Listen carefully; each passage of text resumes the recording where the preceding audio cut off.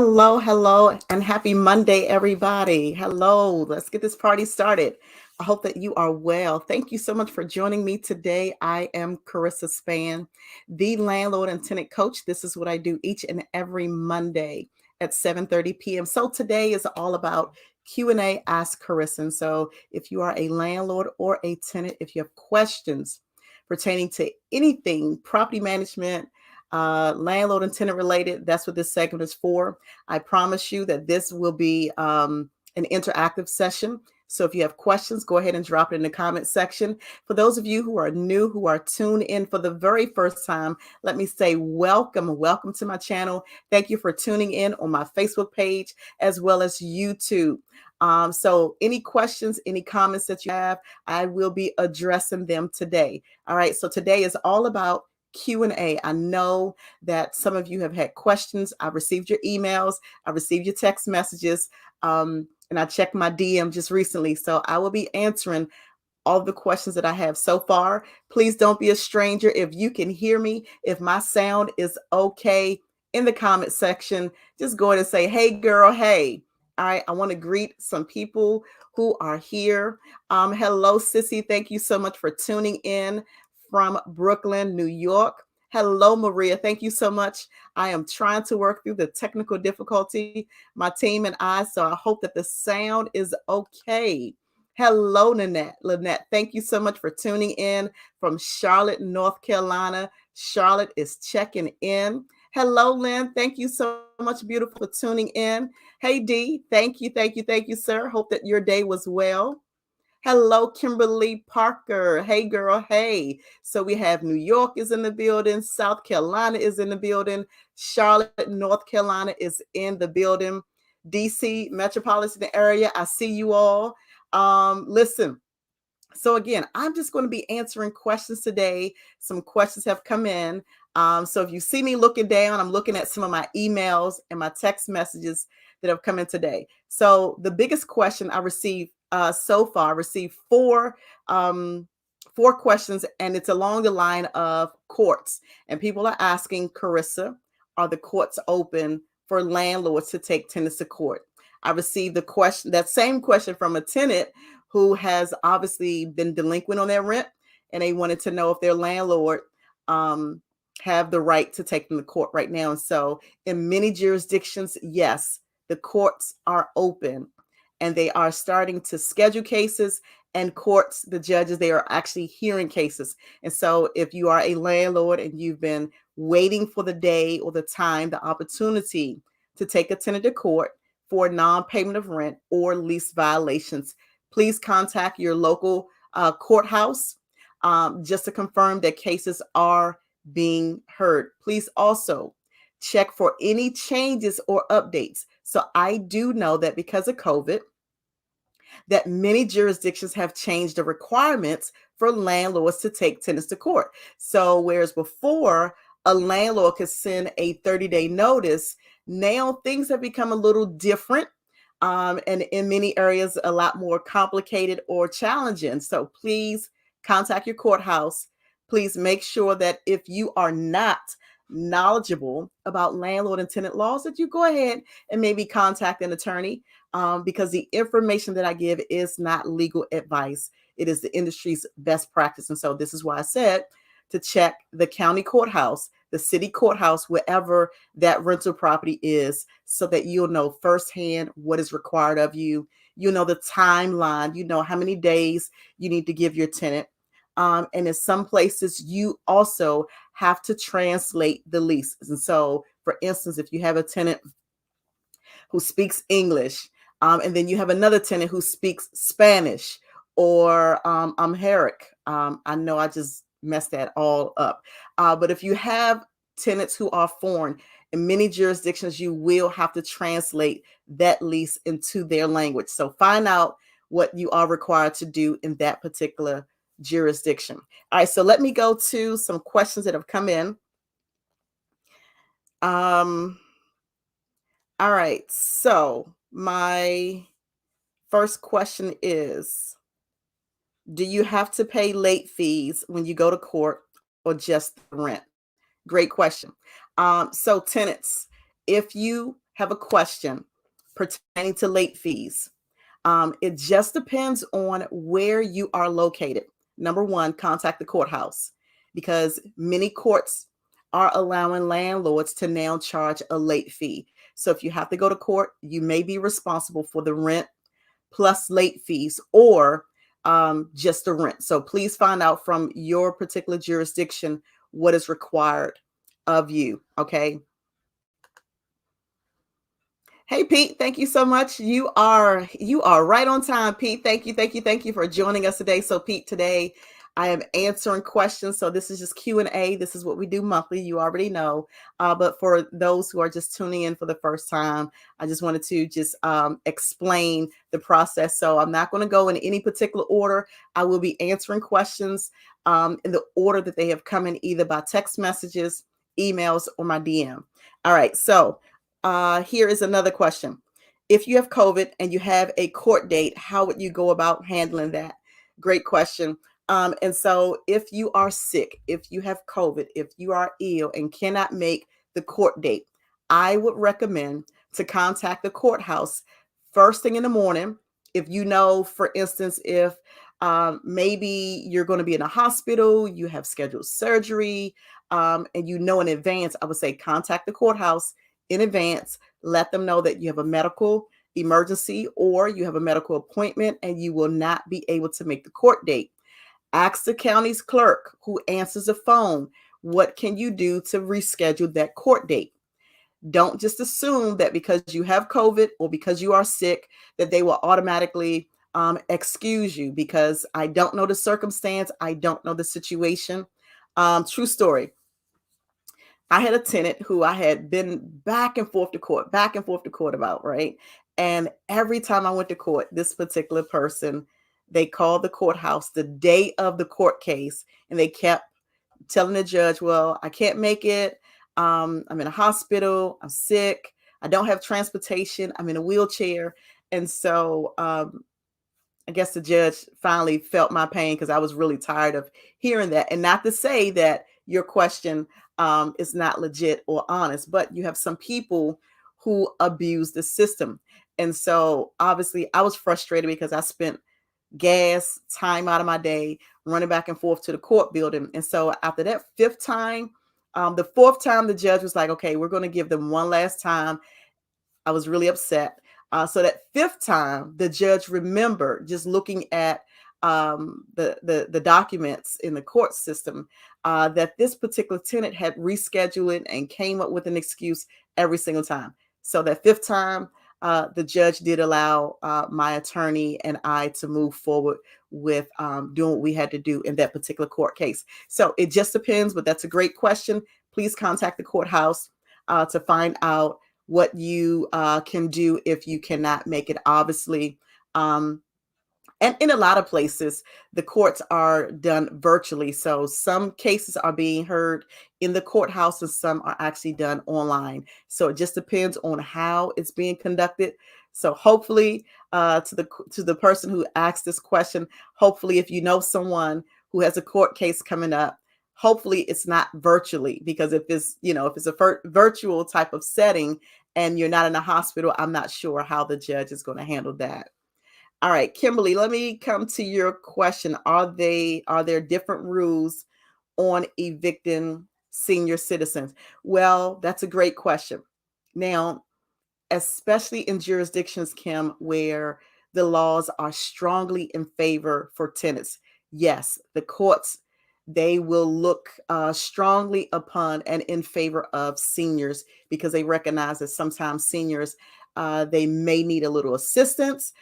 Some seniors may not have legal counsel. And so usually in a lot of jurisdictions and cases, the judge will they'll be in favor of seniors. And so if you are a landlord, Kim, and you have a court case against a senior, I would contact your attorney to see, how, or to get their input to find out what they think the court favor or the ruling would be in terms of favoring that senior or not. Now, Kim, if you're asking that question to help other seniors in the community, then I would still say contact the courthouse to find out if there are any resources available, because usually the courts will try to find resources for seniors. So that is a great question. Thank you so much. Maria, here's your question. You said, can the landlord request that the tenant be responsible for keeping up the yard while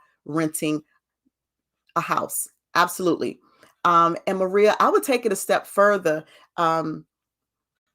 With me being the landlord, I would put it in writing to say that is the tenant's responsibility if that's what I wanted for that particular rental property. Now, some landlords, Maria, don't put it in writing. And midway through the lease, they may ask the tenant if they could keep up the yard. Well, if it's not in writing, then obviously landlords cannot enforce something that does not exist. So hopefully there is an agreement. There is a contract, which is a lease, because again, that is a legally binding document. That's something that I've shared previously. So if it's in writing, then the tenant, if they sign a lease, they've already agreed to it. But if it's not in writing, and then all of a sudden the landlord asks for the tenant to do it, it's not a requirement that tenants do it. The landlord can ask, and if the tenant agree, then it's an agreement. But if not, then the landlord cannot make it a requirement. Hello, Jackie. Good evening, beautiful, and happy marvelous Monday. Thank you for tuning in. So today, Jackie, is all about Q&A. So I'm answering questions for landlords as well as tenants. All right, so let me go to my email. I have an email that came in. I have a landlord who is new in the rental property industry, and they are asking the requirement. So this landlord is in the DC area, and they are asking what is required of them to rent their property in the District of Columbia. That is a great question. Thank you so much. So here's my answer. In DC and in many places, you are required to have a business license, or what Maryland call it, a renter's license. So essentially that is making sure that your property is set up legally to function and to operate as a business. So please make sure that you are checking your what you have in place, whether you are set up as a business or you just want to rent your rental property out. Because if it's the latter, you definitely don't want to get yourself in trouble. So go ahead and make sure that you get a business license, and that will require an inspection to take place.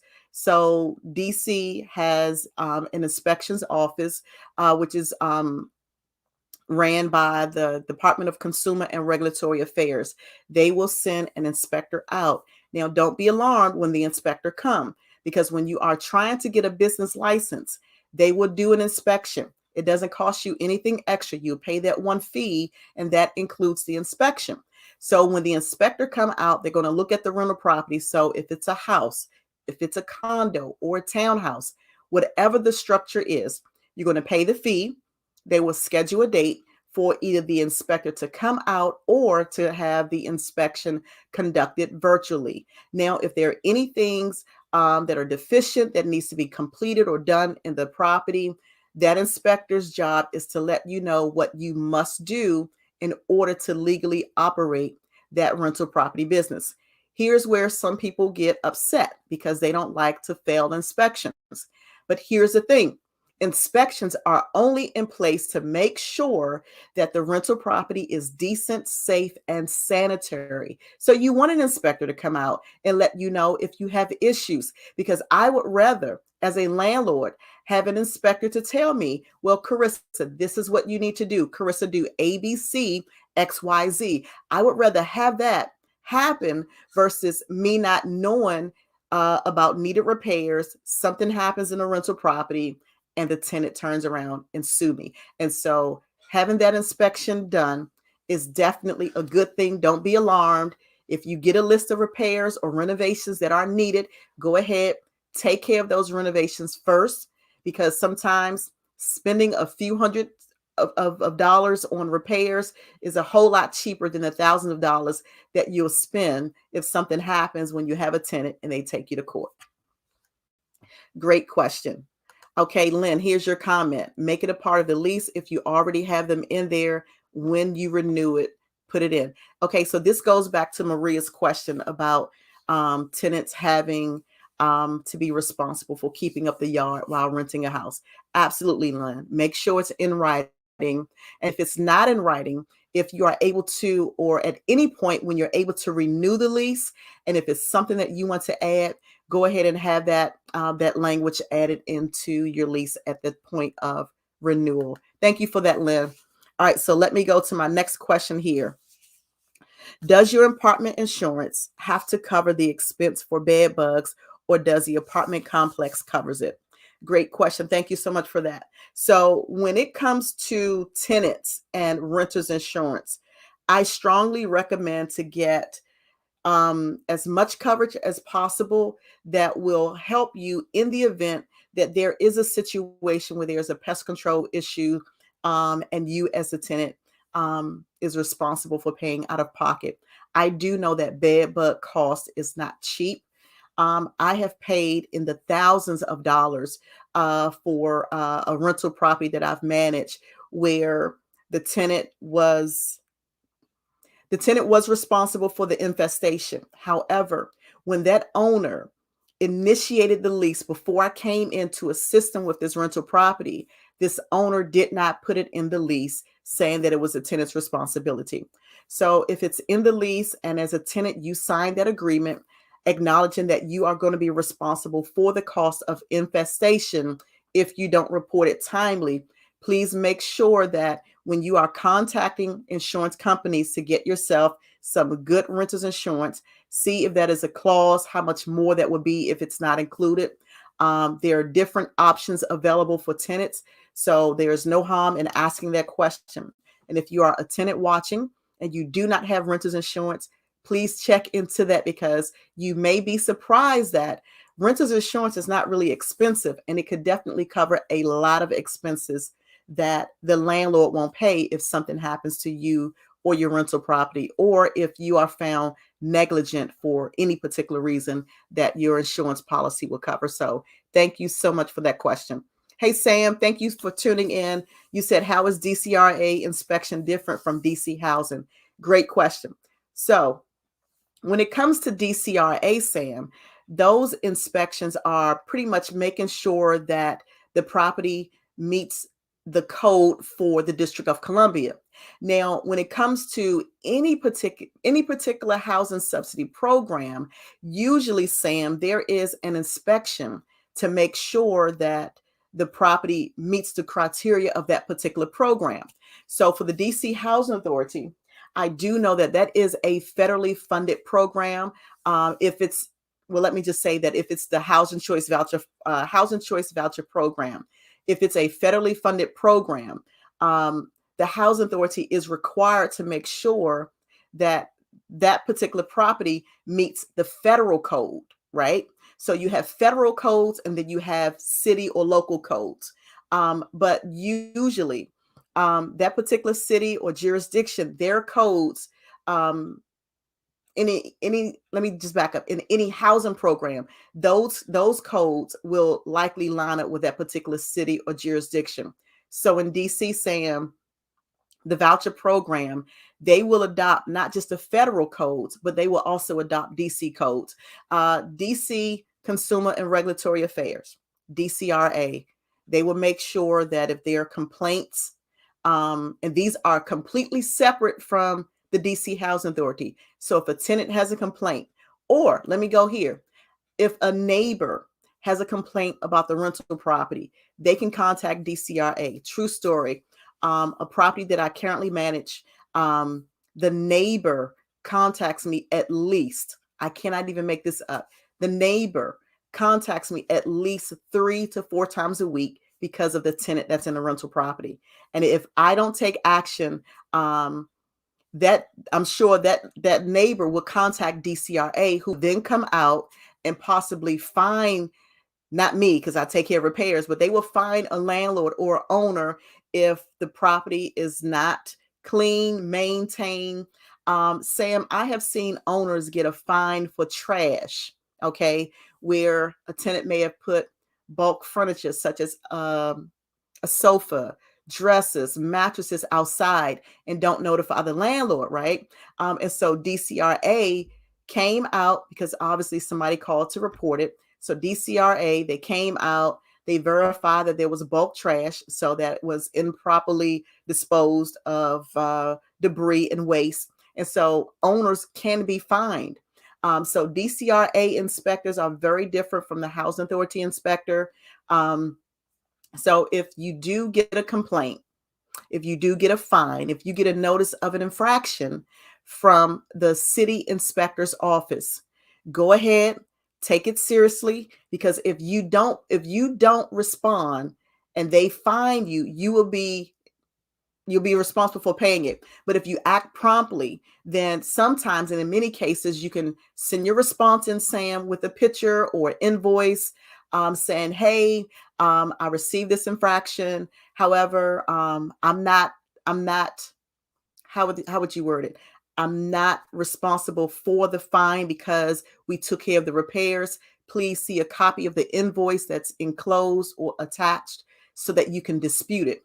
So the biggest thing between DCRA and DC Housing Authority when it comes to negligence is that DCRA fines can be costly. So for instance, you could be fined $1,000, I believe it is. I don't remember the exact amount, but you could be fined, let's just say hypothetically, you could be fined $1,000 for not having a smoke detector. And not only would you be fined, but that is a 24-hour violation. Whereas with the DC Housing Authority, you won't get a fine. They'll just give you a list of repairs that you have to make sure that their rental property is decent, safe, and sanitary. So whenever DCRA comes in, that's usually more money. You don't want that. But if you get a fine, if you get an infraction, dispute it, especially if you have taken care of repairs or if you have repairs scheduled. So great question. Thank you for that, Sam. Okay, Maria, you said, I have it in writing. They don't keep it up.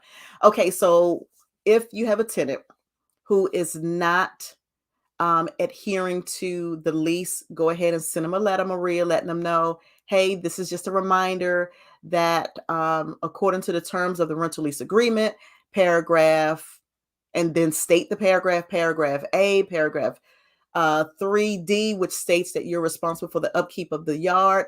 Let them know what the lease says. Remind them that it is in writing. Let them know that they are in violation. And if they are participating in any housing program, let them know that not only is it a violation of their lease, but let them know that it also violates the program that they're participating with, and they could possibly lose their housing. Now, I like to go a step further, Maria. What I also do is when I send a letter out to a tenant, I'll state it in the letter, and I'll also make a copy of that particular paragraph in that lease. So if it's on the 6th page or the 49th page in my lease, I'm going to make a copy, and in the letter, I'm going to say, please see attached.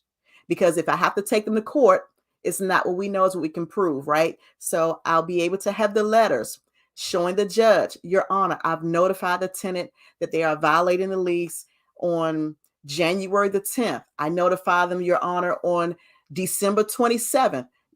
Your Honor, we also notify them in writing on November the 1st. So you want to create a document trail. You want to create a document trail. Also, make sure that if you have pictures, if you have a video showing that there is a violation, the trash not being picked up in the yard, the grass not being cut, go ahead and take those pictures. And sometimes I'll even attach those pictures with the letter that I send to the tenant. But that's a great question. I had a tenant in DC. This young lady, for whatever reason, she lived in a beautiful, beautiful large home, and she never cut the grass. So at one point, the grass was almost as tall as I am. And fortunately, the city didn't come out to see that, because I could have received a fine. But the tenant, she kept promising, Karissa, I'm going to get my uncle to come and cut the grass today. I'm going to get my uncle to come and cut the grass tomorrow. And so the neighbors kept complaining. The neighbor contacted my office repeatedly. This tenant is not cutting the grass.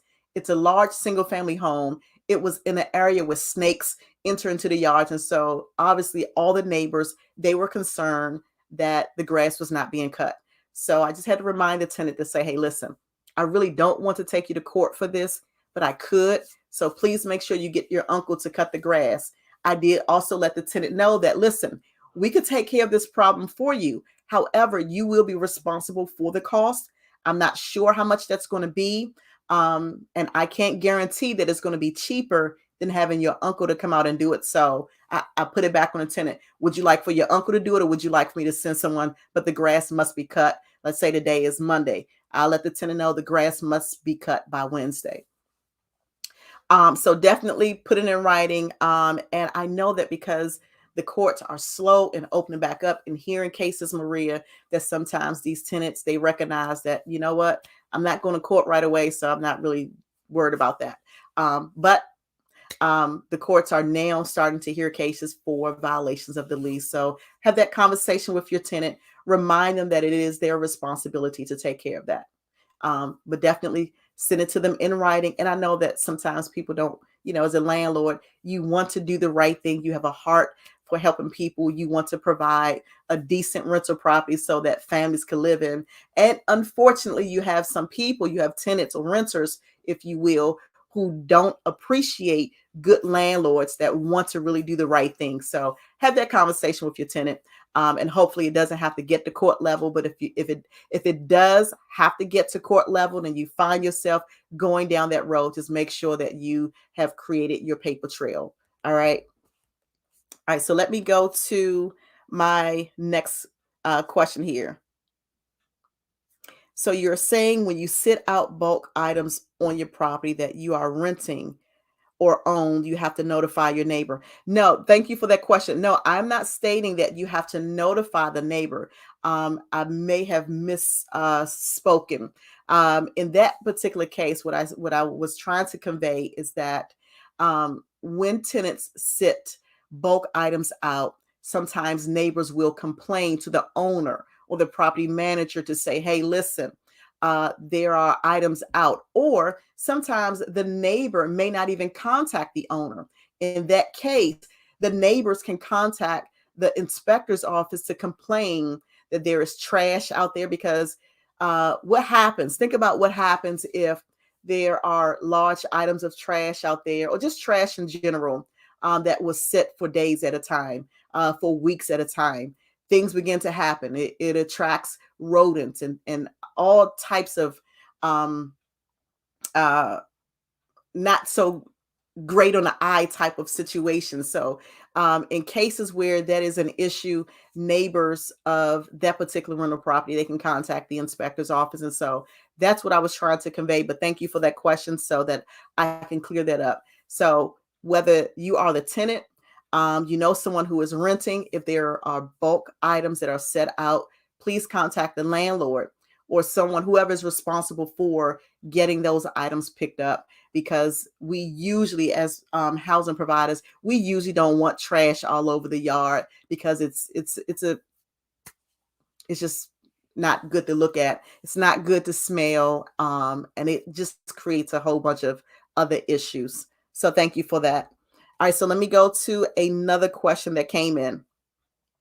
So I have a question from a landlord who is asking about marketing and advertising. And so their question is, Karissa, how do I attract my ideal tenant? Pete, I'm coming to you. So great question. And this is what I teach.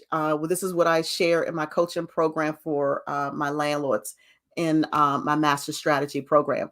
So when you are trying to identify your best tenant, your ideal tenant, the first thing I always ask is this: what type of tenant are you looking for? Where do they hang out? What are some of their hobbies? What do they enjoy doing? Where do they spend time? Think about all those things. Think about what your ideal tenant looks like, right? And so I had a young lady who said, well, Karissa, I want a working professional. So I said, okay, that's great. How old or how young is this person? And so when you can identify what your ideal tenant look like, now let me just pause when I say this, because I'm not really getting into coaching, but I'm just answering this question. In identifying your ideal tenant, you want to make sure that you are not breaking any laws. So for instance, it is illegal and against the law. In some cases, there are some exceptions. All right. It is against the law to say, I don't want to rent to dark-skinned people. I had a client who said to me, Karissa, I will rent to African Americans, but I don't want to rent to dark African Americans.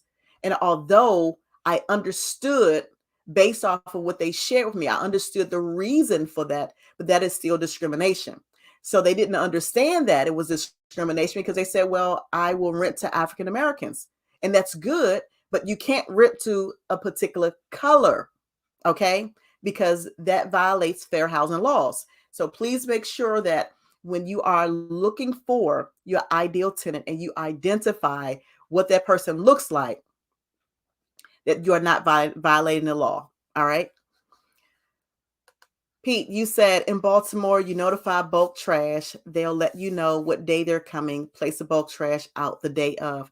Pete, in many places, that's how it is. That's how it is. I know in DC and other jurisdictions.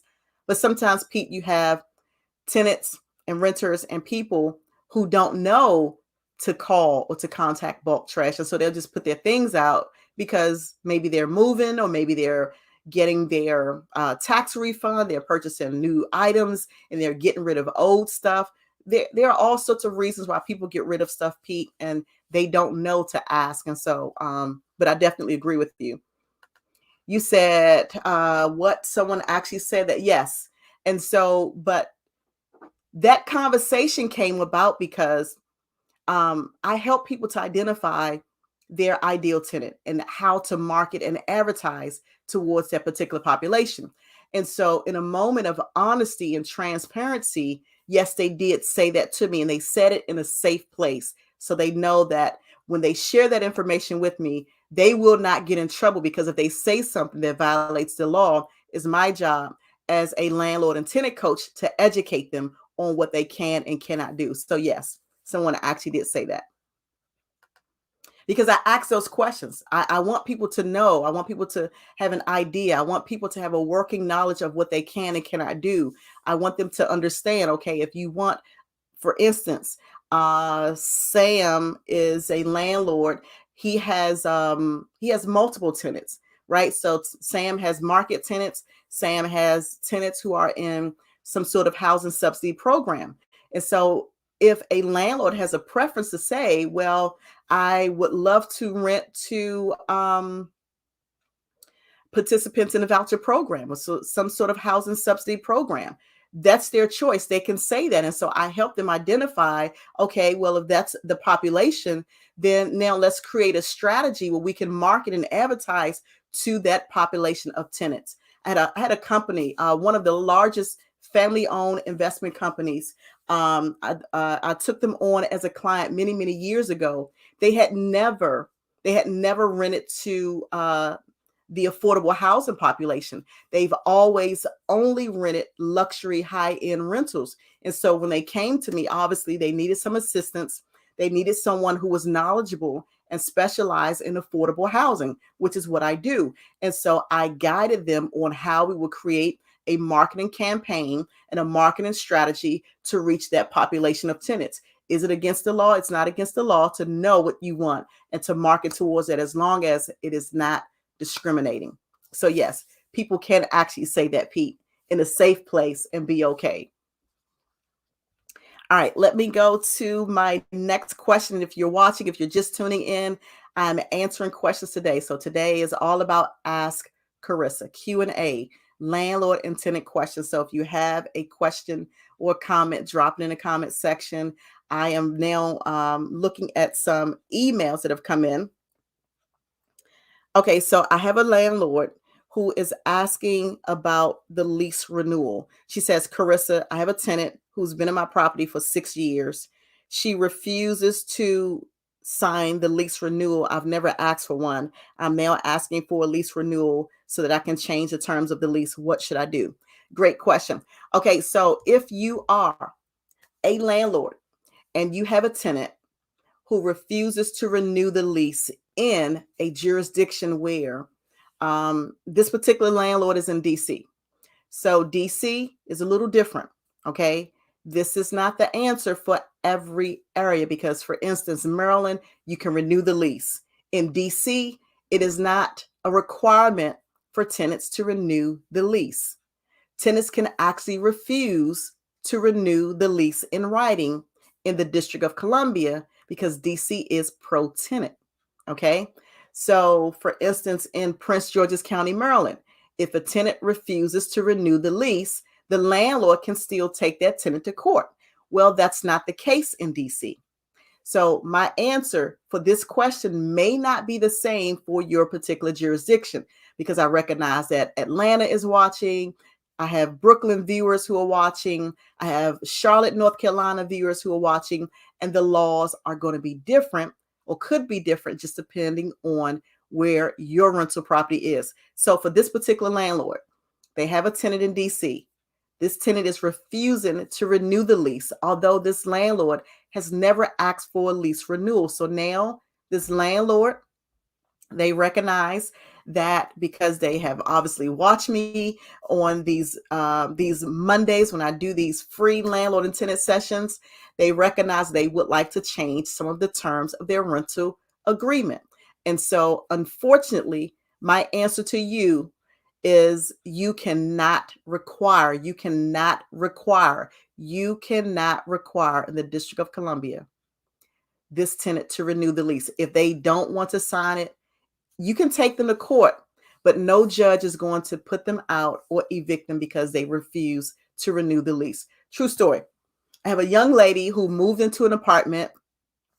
Her landlord transferred her from one apartment to another apartment. Okay. The landlord made the huge mistake of not getting this tenant to sign a lease. So the tenant had lived in another apartment for a number of years.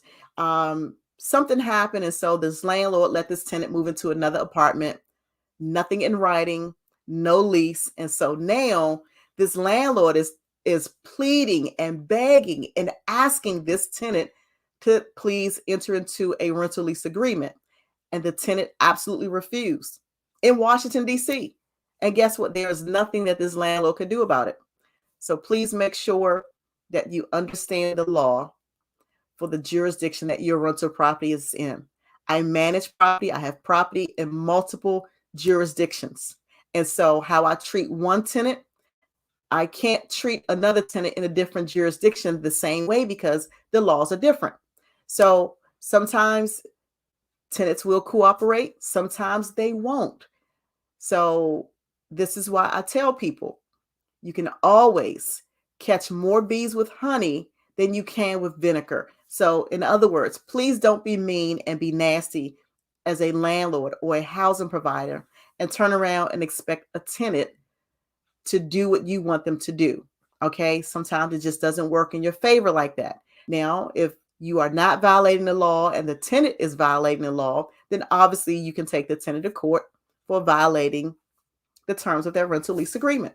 So it just depends on where the rental property is. So unfortunately for you, in the District of Columbia, you cannot require a tenant to renew the lease because when that lease is up, when that 1-year term is up, that lease automatically transferred to a month-to-month situation.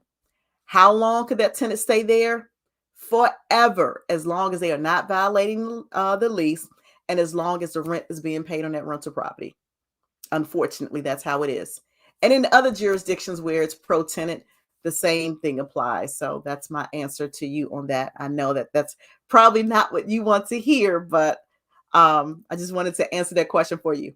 All right, so I'm going to take a couple more questions and then I'm going to wrap up for today because I've gone over in my time and I usually log off after about maybe 25, 30 minutes. So if you have any last minute questions, go ahead and drop it in the comment section today. I will answer that. But here is my last question that I'm going to answer, which did come in by way of email. I have a question, but this is from a tenant. So this tenant is asking, he said, Karissa, I have a landlord who refuses to make repairs. He said that he has reached out on numerous occasions trying to get the owner to make repairs, and they still refuse to come out and make repairs. So they are asking, can they take this landlord to court? That's a great question. And I love when questions come in from tenants because I want tenants to understand that they do have rights. Tenants have rights. And that's one of the things that I share so frequently for landlords to understand and know that And although they may own the property, tenants do have rights. And so my answer to you with this question about your landlord not making repair and if you can take your landlord to court, you absolutely can. True story. There, there's a large apartment complex in Washington, D.C. I knew the owner because someone brought me in to help manage this rental property. Unfortunately, the property was so bad that I couldn't put my name on it. The landlord had not made repairs in years in any of their property, and they had a lot of property throughout DC. I'm coming to your question, Kenyatta. And so in that particular community, this landlord was required to make repairs. It did not happen. So the tenants, they all filed complaints in the city courthouse against this landlord. The landlord was fined for not making repairs. The judge told the landlord, listen, if you don't make the repairs, you're going to get locked up. And so obviously the owner did not take the judge seriously and still did not make the repairs. And so not only did that owner get locked up, him and his wife, they were both locked up for failing to make repairs. They ended up losing that property. That property, it went into receivership. That's something that you never want to happen. You never want, as an owner, please hear me when I say this. You never want the courts to come in to take control of your property, because all the money that comes in must go into the court registry. When it goes into receivership, when it's that bad, you can't even collect money that's in the court registry until you make the repairs. And on a couple of his properties, they still had a mortgage to pay. They still had bills to pay. They still had to maintain utilities. And they are required by law to maintain the rental property and to make sure the utilities are on. The water bill still has to be paid. And it was the owner's responsibility. The utilities such as electric in the common area, there was a house meter, and that landlord was still responsible for making sure the electric was on, although they could not physically collect money. And so it is always in the owner's, the landlord's best interest to make repairs promptly, because yes, tenants can take landlords to court for not making repairs. Great question. Kenyatta, how do you handle a situation when the house is for sale, but, okay, Kenyatta, restate that, please. How do you handle a situation when the house is for sale, but the lease is not in place? Is that what I'm not sure. Kenyatta, restate your question for me, please. I want to make sure that I'm answering it correctly.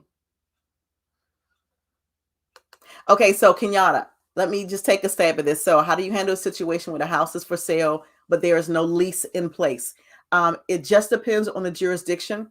For instance, if it's in Maryland or DC, doesn't matter. The courts may ask the tenant to move.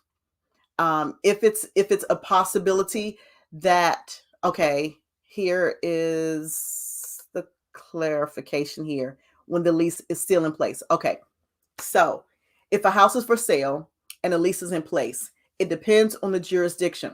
So in some places, the courts will allow tenants to stay in place during the sale of the property. In other areas, the court may tell the tenant that they have to leave. So for instance, if there's a lease in place, let's say the tenant has not paid rent, right?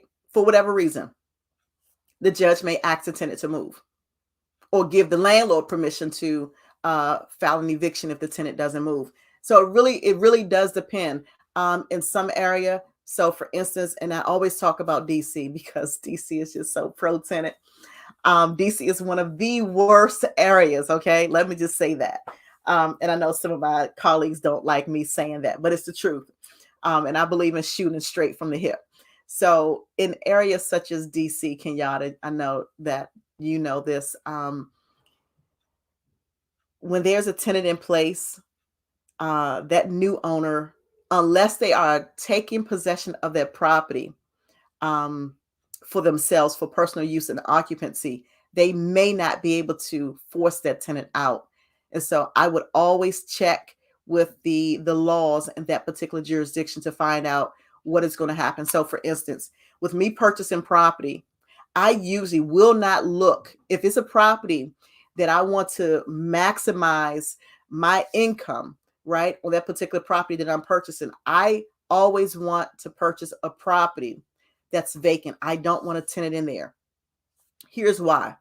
And I know that some real estate agents might not like me for this, for sharing this.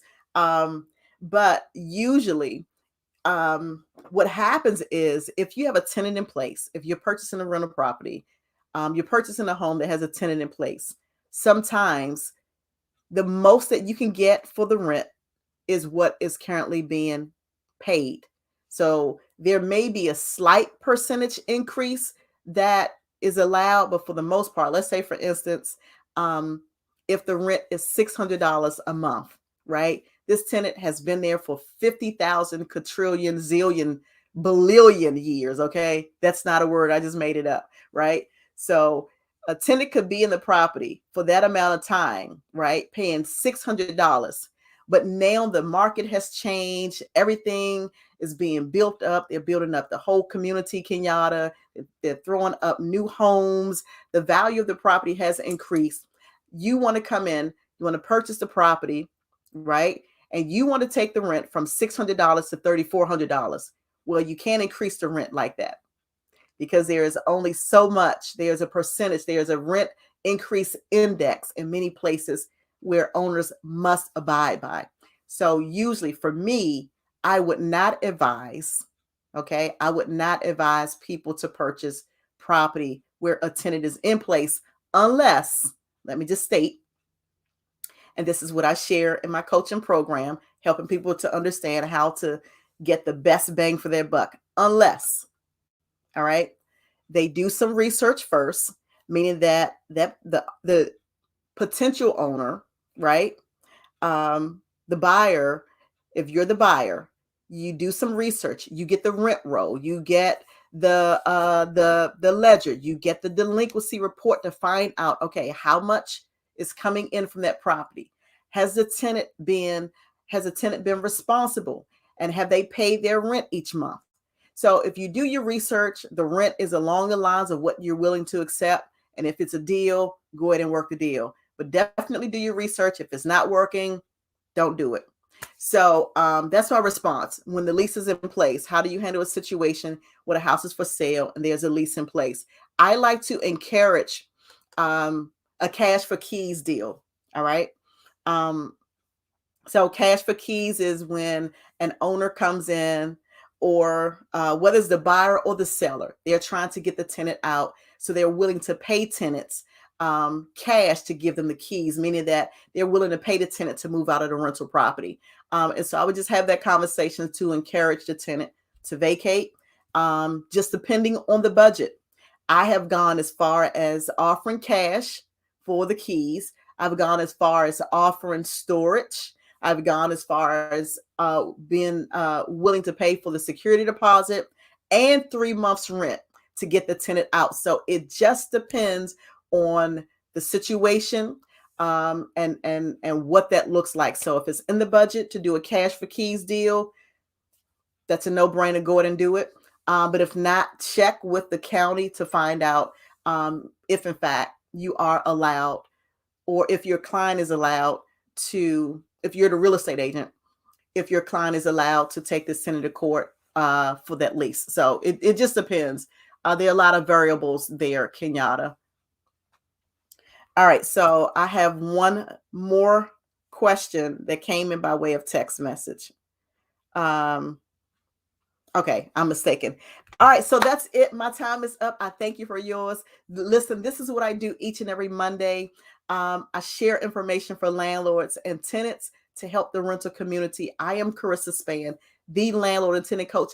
Please check me out on YouTube. If you are on Facebook, go to my YouTube page, subscribe to my YouTube channel, smash that subscribe button so that you'll be the first to know when I am live and online every Monday at 7:30 p.m. This is where you can find me. If you have questions, feel free to email me. Okay.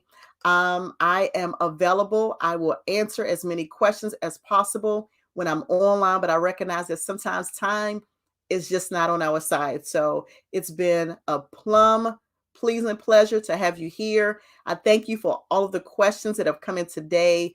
And I look forward to you joining me next week. Here is my email address. If you have questions, please email me. I'm carissaspan@gmail.com. You can also find me online at landlordlife.com. Check me out if you are a landlord. You are interested in my six-week intensive landlord and coaching master strategy program. I promise you it will be the best investment that you have made. I have improved it significantly. I love what I do. I love making a difference. And I hope that something that I shared today was of value to you. I look forward to you joining me next week, 7:30 p.m. Eastern Standard Time. Bye for now.